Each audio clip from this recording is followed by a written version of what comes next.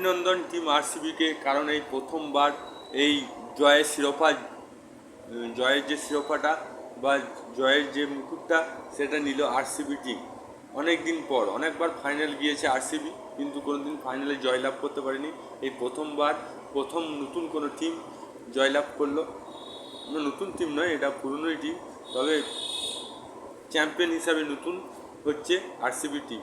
এবং আরসিবি প্রচণ্ড পরিমাণ পরিশ্রম করেছে, খুব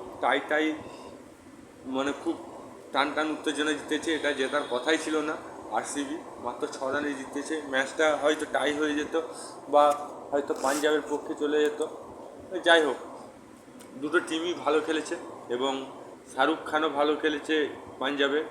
আর পাঞ্জাবের টিমটা আরও স্ট্রং হতো যদি ম্যাক্সওয়েল খেলতো। ম্যাক্সওয়েল ছিল না।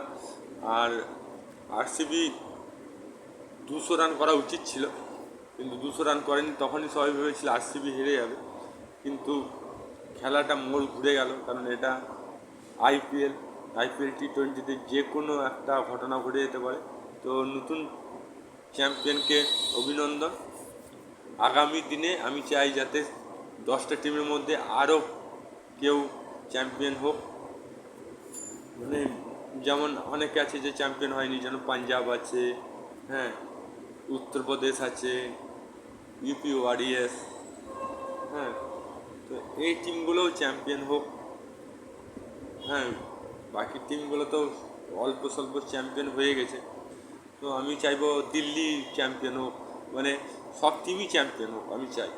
তাহলে কী হবে, খেলা কম্পিটিশানটা বাড়বে।